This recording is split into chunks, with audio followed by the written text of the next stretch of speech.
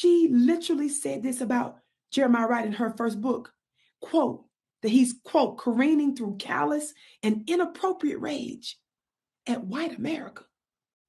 I'm so glad the author gave us a little bit of background on who Dr. Jeremiah Wright is, which many of us already knew, but I want to let you all know this is who she's disrespecting. The Reverend Dr. Jeremiah A. Wright Jr. is the son of a highly respected old-line Philadelphia minister. Y'all listen. And vice principal of a local high school.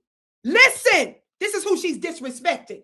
An ex-U.S. Marine who volunteered for the armed forces. He served as a trained cardiopulmonary technician for 6 years.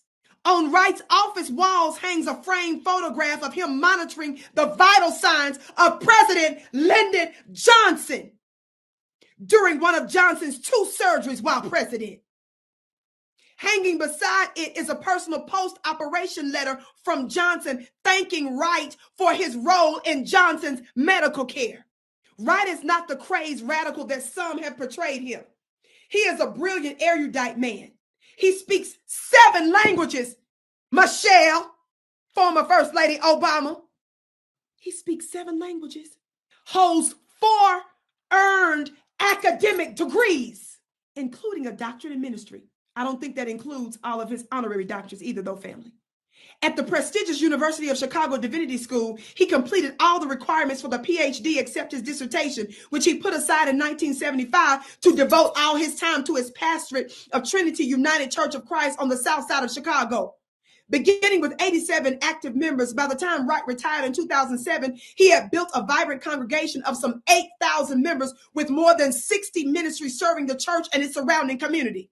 These included ministries for HIV/AIDS care. How many of y'all know if you look into Jeremiah Wright, he was dealing with HIV/AIDS for decades when everybody was trying to run from it. This man was internationally known.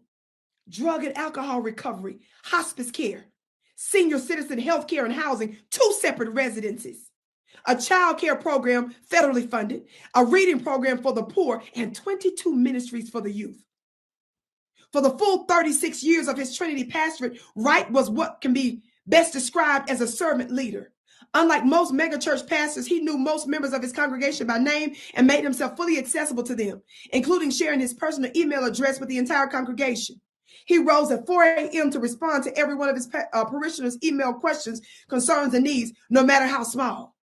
For years, it has been Wright's practice to correspond with 30 incarcerated young men and women per month.